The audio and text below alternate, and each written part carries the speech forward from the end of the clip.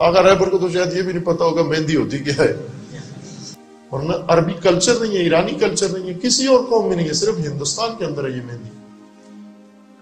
قاسم کا character assassination خود چاہنے والوں سے ہر سال ہوتا ہے،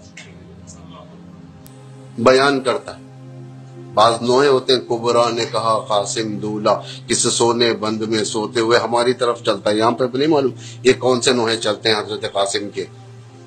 تو اس حوالے سے ہمارے علماء کرام نے زحمتیں کی اور تحریفات عاشورہ جیسے موضوع کو بیان کیا اور لوگوں کو بتایا کہ بہت ساری ایسی چیزیں ہیں کہ جو خرافات ہیں، جن کی کوئی حقیقت نہیں ہے، اور ان کو بعض لوگوں نے تاریخ میں جگہ دی اور لکھ دیا، جس کی وجہ سے وہ پھر لوگوں کی زندگی کی رسم بن گئی۔ تو اس کا نتیجہ کیا ہوا کہ آج ہمارے ہاں محرم الحرام کے پہلے عشرے کے اندر بعض جگہ پہ 7 محرم سے 10 محرم تک جو ہے وہ حضرت قاسم کی شادی کی رسم کی جاتی ہے، اور اس کو عزاداری کا حصہ سمجھا جاتا ہے۔ السلام علیکم، بات کریں بھیا جی، بات کریں بھائی۔ ہلو، السلام علیکم بھائی۔ وعلیکم السلام۔ السلام علیکم قبلہ۔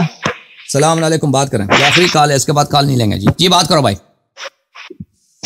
قبلہ ایڈوکیٹ عباس بات کر رہا ہوں کراچی سے۔ کیا نام عباس؟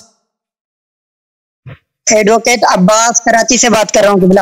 ایڈوکیٹ بھائی، ایڈوکیٹ عباس حضور، کیسے ہیں؟ خیریت سے ہیں؟ مولا پاک کے کرم میں، آپ سنائیں ٹھیک ہیں آپ؟ الحمدللہ، اللہ تعالیٰ آپ کو جزائے خیر دے۔ حکم دیں، حکم کریں قبلہ۔ میں زیادہ ٹائم نہیں لوں گا آپ کا، 1-2 گزارشات کرنی تھی۔ ویسے میں مسلکن 2 اخباری ہوں، شیخ معشوق صاحب کے آپ سے پہلے بھی بات ہو چکی ہے ان کے ریفرنس سے۔ جی قبلہ گزارش یہ تھی کہ ہمارے پاکستان میں نا آج کل ایک ہاٹ موضوع چل رہا ہے، ہاٹ ڈیبیٹ چل رہی ہے، جس پہ وہ ہے جناب قاسم کا عقد مبارک کا عقد۔ ابھی تو حال میں یہ صورتحال ہو گئی ہے کہ ایک ذاکر صاحب شہادت پڑھ رہے تھے، تو جو بانی مجلس تھا اس نے اس کو بے عزت کر کے ممبر سے اتار لیا کہ بھائی نیچے اترو، تم غلط پڑھ رہے ہو۔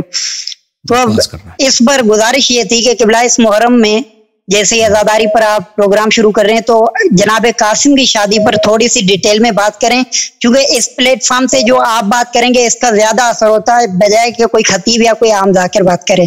جی سر، تھینک یو سر، اللہ آپ کو جزائے خیر دے۔ تو یہ جو ہے نا مصیبت حضرت قاسم علیہ السلام کا کہ ان کا عقد ہوا ہے کربلا میں، یہ کوئی ناممکن بات نہیں ہے، یہ مستحیل ہو، ٹھیک ہے نا۔ وہ مطہری صاحب ہیں، شیخ مرتضیٰ مطہری، ان کی کچھ تقریرات ہیں انقلاب سے پہلے تہران میں، ان کو تقریرات کو جمع کر کے ایک کتاب کی صورت دیا گیا ہے، ماں سے حسینی، اور وہ اس بات کو مذاق اڑاتے ہیں۔ وہ مرتضیٰ مطہری جو ہیں وہ شاگرد خاص تھے خمینی صاحب کے، اور یہ انقلاب میں وہ بہت سینئر لیڈر تھے اور بڑے فلسفی تھے ایران میں۔ تو ان کا فن کوئی مقاتل کا فن نہیں ہے کہ وہ مقاتل میں انہوں نے ریسرچ کیا، انہوں نے ایسے بیٹھے بیٹھے مذاق اڑا دیا۔ بھائی کیسے ہو سکتا ہے امام حسین علیہ السلام نے کربلا کے دن وہ مہندی مچائی ہو یا شادی ہو رہی یاد یہاں پہ بیان نکالتے ہیں؟ تو اس نے اس طرح سے طرح کیا ہے، ٹھیک ہے نا۔ اور کیونکہ وہ انقلاب میں بڑے سینئر تھے، انقلاب ایران میں بڑے سینئر لیڈر تھے، تو اور خمینی صاحب نے بھی اس کو جب قتل کیا گیا تھا اس کو مطہری کو مار دیا تھا، خمینی صاحب نے بیان دیا کہ اس کی سب کتابیں اچھی ہیں، اس کی سب کتابوں کو تم پڑھا کرو۔ تو اس کے بعد اس کی کتابوں کو ایران میں بہت عام کیا گیا، مدارس میں، حوزوں میں، اور لوگوں کو حکم دیا گیا کہ اس کو پڑھا کرو، اور اس کی کتابوں کے بہت اچھی چھاپوں کے ساتھ قیمتی کاغذوں پر سستے قیمت میں عام لوگوں کے لیے عرضہ کیا گیا۔ تو اس کی کتابوں کی وجہ سے، اور کیونکہ آغا خامنئی جو ہے نا ان کا ایک خاص چڑ ہے، اس شخص کو دشمنی ہے عزاداری سے، سینہ زنی سے، نوحے سے، وہ بڑا کیونکہ وہ انقلاب سے پہلے آپ کو پتہ نہیں ہے، خامنئی جو تھا ایک وہابی شخص تھا انقلاب سے پہلے، بالکل ابو بکر عمر کے فضائل بیان کرو، یہ کرو، عائشہ کی تعریف کرو، اور لوگ اس کو تھوکتے تھے اس پر، خامنئی پر، کہ یہ وہابی ہے، جو ابھی جواد نقوی ہے نا اسی طرح۔ تو اب طاقت اس کے ہاتھ میں آ گئی، اب وہ باتیں وہ نہیں کر سکتا جو انقلاب سے پہلے خامنئی کرتا تھا، اب تو وہ سیاست کی وجہ سے نہیں کر سکتا اس طرح کی باتیں، لیکن وہ چڑ جو ہے نا مولائی شیعوں سے، عزادار شیعوں سے، وہ تو اس کے سینے سے نہیں گیا۔ تو وہ مختلف طریقوں سے عزاداری کو کمزور کرنے کا اس کی زندگی کا مشن ہی یہی ہے خامنئی کا۔ تو ان طریق میں سے یہی ہے کہ بھائی آپ یہ حضرت قاسم علیہ السلام کی جو مہندی ہے یا شادی ہے روز عاشور، یہ جھوٹ ہے. اس کی جھوٹ ہونے کی کوئی دلیل نہیں ہے سوائے کس کے؟ متحرک کی باتیں. اور متحرک نے جس انداز سے اس کو طرح کیا ہے کہ بھئی یہ ہو ہی نہیں سکتا کہ وہ کربلا کے دن بھائی امام حسین علیہ السلام کہہ دے کہ میں یہاں پہ شادی کرنا چاہتا ہوں، او یہاں پہ بارات لے کے آؤ، یہاں پہ یہ کرو وہ کرو. تو وہ اس انداز میں طرح کیا، پھر اس کا اس نے مذاق اڑا دیا. لیکن ہم یہ کہتے ہیں کہ اس انداز میں جو متحرک نے کہا ہے اس انداز سے تو بعید ہے، لیکن یہ کوئی اس میں کوئی بعد نہیں ہے، یہ کوئی امپاسبل واقعہ نہیں ہے کہ امام حسین علیہ السلام نے کہا کہ یہ میرے بھائی کی خواہش تھی کہ میری بیٹی کی جو نکاح ہو وہ حضرت قاسم علیہ السلام سے ہو. یہ کوئی امپاسبل بات نہیں ہے، ناممکن نہیں ہے. وہاں پہ مختصر بھائی اس میں کتنے منٹ لگتے ہیں؟ 10-15 منٹ ہی لگتے ہیں، 10 منٹ لگتے ہیں. کتنا زیادہ ٹائم لگتا ہے اس میں؟ نکاح میں کتنے ٹائم لگتا ہے؟ جو خواتین بھی ہیں وہ ایک مختصر سا رسم کیا کہ بھئی شہادت کا وقت ہے، شہادت سے پہلے میں اپنے بھائی کے وصیت پہ عمل کروں. یہ کوئی ناممکن نہیں ہے. اور وہ جنگ جو تھا نا کربلا کا جنگ، اس طرح نہیں تھا کہ ہمیشہ لشکر ایک دوسرے پہ حملہ کر رہے ہیں. وہ بیشتر جنگ جو تھا تن بتن جنگ تھا، یعنی ایک سپاہی یہاں سے نکلتا ہے، ایک سپاہی وہاں سے نکلتا ہے، ٹھیک ہے نا، آمنے سامنے ہوتا ہے. یا آپس میں کچھ شعر پڑھتے ہیں، کچھ ایک دوسرے سے بات کرتے ہیں، پھر ایک دوسرے پہ حملہ کرتے ہیں، پھر ایک قتل ہوتا ہے، تو پھر اس کے بعد دوسرا سپاہی آتا ہے سامنے والے لشکر سے، ٹھیک ہے نا. تو اس میں بڑا فارغ ٹائم بہت ہے. ایسے جنگ میں فارغ ٹائم لشکر کے جو کمانڈر پیچھے کھڑے ہیں ان کے پاس فارغ ٹائم ایسا بہت ہے کہ وہ ابھی نہیں لڑ رہا. وہ امام حسین علیہ السلام لشکر کے کمانڈر ہیں، ان کی اپنی لڑائی وہ آخر تک شروع نہیں ہوئی نا. جب سب اصحاب شہید ہو گئے، اہل بیت علیہ السلام سب شہید ہو گئے، پھر میرے مولا امام حسین علیہ السلام کی شہادت اور ان کی جہاد کی باری آئی ہے.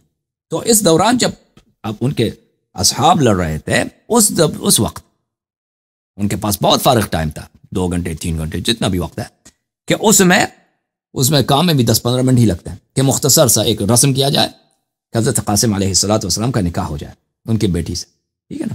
یہ کوئی امپاسبل نہیں ہے، اور روایات میں موجود بھی ہے، مقاتل میں موجود بھی ہے. اب ہم نہیں کہتے کہ حتماً ایسا ہی ہوا ہے، لیکن مقاتل میں موجود ہے، مقاتل میں موجود ہے یہ مسئلہ. اور جو ہے اب کوئی کہہ دے کہ یہ جھوٹ ہے، جھوٹ ہونے کی کوئی دلیل تو نہیں ہے. بھئی روایات دنیا میں بہت ہیں، روایات بہت ہیں. اب آپ کہہ رہے ہیں کہ یہ روایت جھوٹ ہے، آپ کے جھوٹ ہونے کی کیا دلیل ہے سوائے عقلی دلیل کے؟ عقلی دلیل آپ کے پاس کون سی؟ وہی جو مطہری صاحب نے کہا نا، وہ تو ایک بالکل بکواس والی دلیل ہے. مطہری نے جو کہا وہ اس کے پاس کوئی قرآن یا حدیث سے کوئی روایت تو نہیں ہے. وہ صرف کہتا ہے یہ اس کو لگتا ہے کہ یہ امپاسبل ہے، اس کے دل کو یہ نہیں لگتا، وہ کہتا ہے یہ امپاسبل ہے.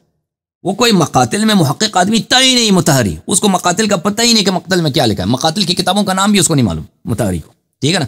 وہ کیا کام تھا؟ وہ منظومہ کا مدرس تھا. حاجی سبزواری کا جو منظومہ ہے فلسفے میں، وہ ایک بکواس کی کتاب ہے، کفر کی کتاب ہے. وہ اس کا بڑا مدرس تھا، اس کا اسپیشلائزیشن وہی تھا، اس کے علاوہ اس کے پاس اسپیشلائزیشن نہیں تھا. وہ طباطبائی کا اور خمینی کا شاگرد تھا. طباطبائی کے پاس اس نے، محمد حسین طباطبائی کے پاس اس نے فلسفہ پڑھا تھا. خمینی کے اندر اس نے کچھ فقہ اور کچھ اصول پڑھا تھا. بروجردی کے پاس بھی فقہ اصول پڑھا تھا اس نے. مقاتل میں مقتل وہ تو حوزے میں پڑھا ہی نہیں جاتا کہ مقاتل میں کیا لکھے. مقاتل کی کتابیں تو بھائی حوزے والے ان کے نام بھی نہیں جانتے نا. مقاتل میں کیا؟ مقاتل کی اتنی کتابیں ہیں، مفصل ہیں، اس میں بہت سارے روایات ہیں، ٹھیک ہے نا. تو اب کوئی کہتے کہ یہ جھوٹ ہے. بھائی یہ قضیہ آپ ممبر پہ آپ کس کو نکال سکتے ہیں نا، وہ روک سکتے ہیں جو جھوٹ بات کہے، جو جھوٹی بات کہے. آپ چلیں کہہ دیں کہ بھئی اس کی بات، وہ بھی کسی کو بے عزت نہیں کرنی چاہیے. ممبر پہ اگر کوئی غلط بات کہہ رہا ہے بعد میں اس کو کہہ دینا چاہیے، ممبر کے دوران نہیں کہنی چاہیے. بعد میں اس کو خط لکھیں، چٹھی لکھیں، اس کو عرض کریں. ممبر میں کسی کی بے عزتی کرنا یہ بہت غلط بات ہے. وہ ممبر کی بھی ہوتی ہے، مجلس کی بھی ہوتی ہے. اور یہ مگر یہ کہ کوئی بہت ہی غلط بات کہے نا، کفری بات کہے، تو پھر آپ اس کو ممبر کو ڈسٹرب کریں، مجلس کو ڈسٹرب کریں. اگر کوئی بہت ہی آ جائے نا کہ وہ مثلا امامت کے بجائے وہ ولایت فقیہ پہ بات کریں، تو ایسے آدمی کو مارنا چاہیے، واقعا جوتے مار کے نکالنا چاہیے کتے کو. لیکن اگر ایک ایسی روایت وہ نقل کر رہا ہے جو آپ کے پاس دلیل نہیں کہ وہ جھوٹ ہے بلکہ وہ مقاتل میں موجود ہے، تو اس کو ڈس ریسپیکٹ کرنے کی کوئی وہ نہیں ہے، انٹرپٹ کرنے کی کوئی جواز نہیں. اس کو پڑھنے دیں بھائی. اور حضرت قاسم علیہ السلام کی مصیبت جو ہے نا ایسی مصیبت ہے. اب میں خوشی کا ایام ہے آج، میں کہنا نہیں چاہتا خدا لعنت کرے ان لوگوں پر، خدا لعنت کرے ان لوگوں پر جنہوں نے اہل بیت علیہم الصلاۃ والسلام کو تلوار سے قتل کیا، اور ان لوگوں نے جنہوں نے اہل بیت علیہم السلام کو اپنی زبانوں سے قتل کیا. لعن اللہ الذی قتلتکم بالسیوف والالسن، جنہوں نے زبانوں کے ساتھ قتل کیا. تو یہ جو اہل بیت علیہ السلام کی مظلومیت، البتہ اس کا مطلب یہ نہیں کہ آپ جو مصیبت ہے بناتے جائیں. ذاکرین تو مصیبت خود ان کی کیا ہوتی ہے، ان کی اپنے تخیلات ہوتے ہیں. اور یہ مجھے پتہ نہیں پاکستان کے جو ذاکرین ہیں کیسے کیسے مصائب گڑھ لیتے ہیں. بھائی مصائب بہت ہیں، مقاتل میں موجود ہیں. امام حسین علیہ السلام کے مصائب بہت ہیں. وہ سچی مصائب پڑھا کرو جو مقاتل میں موجود ہیں، جھوٹ نہ بنایا کرو. لیکن جو مقاتل میں موجود ہے اس کو جھٹلانا، اگر دلیل ہے جھوٹ ہونے کی وہ تو الگ بات ہے نا. یہ حدیث ہے آپ کے پاس، قرآن کی آیت ہے کہ وہ آیت کے خلاف ہے، قرآن کے خلاف ہے، حدیث کے خلاف ہے، چلو وہ جھوٹی حدیث ہے، اس سے ہاتھ اٹھا لیتے ہیں. لیکن اگر موجود ہے تو آپ اس کو نہیں جھٹلا سکتے اگر مقتل میں موجود ہے. میں آپ کو ایک حدیث دکھاؤں.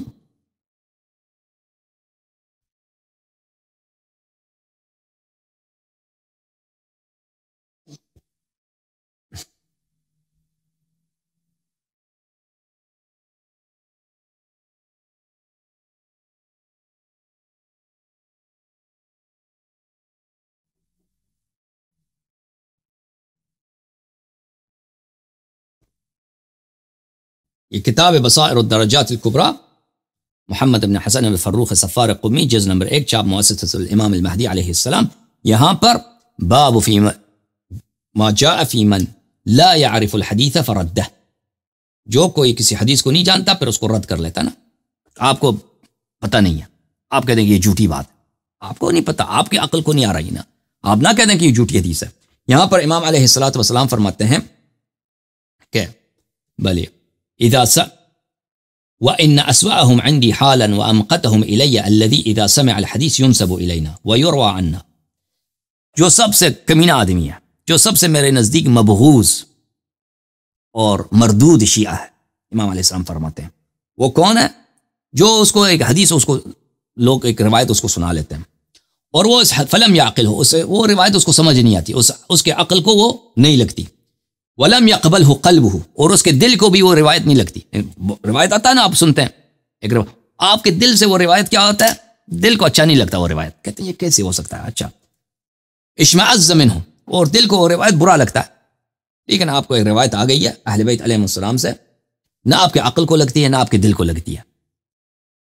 پھر آپ کیا کرتے ہیں، وجحدہ، پھر آپ کہتے ہیں نہیں یہ روایت جھوٹی ہے. ایسا آدمی میرے نزدیک، امام علیہ السلام فرماتے ہیں میں سب سے مبغوض شیعہ یہی ہے، سب سے مردود یہی ہے. اور وهو لا يدري لعل الحديث خرج من عندنا خرج والينا اسند، اس کو کیا معلوم، تمہارے دل کو نہیں لگی نا، تمہارے دل کوئی قرآن تو نہیں ہے، کوئی حق و باطل کی ترازو تمہارا دل ہے، تمہاری عقل ہے، متحرک عقل ہے، یہ تو نہیں ہے. ٹھیک ہے نا، تم اس کو نہیں جھٹلا سکتے، تمہارے عقل کو بات نہیں آتی. بھائی امام حسین علیہ السلام نے کربلا کے دن اس کو اپنے بھائی کا وصیت یاد آیا، محال ہے یہ. آپ کو ایک مختصر یہاں پہ ان کی وصیت پہ عمل کرتے ہیں. اپنے بھتیجے کے نکاح کرتے ہیں اپنی بیٹی سے، شہزادہ قاسم علیہ السلام کا. اور تم ملعون خنزیر تم آتے ہو کہ کہتے ہو یہ جھوٹ ہے، یہ ہو ہی نہیں سکتا. کس دلیل پہ کہتے ہو نہیں ہو سکتا، کس دلیل پہ کہتے ہو نہیں ہو سکتا؟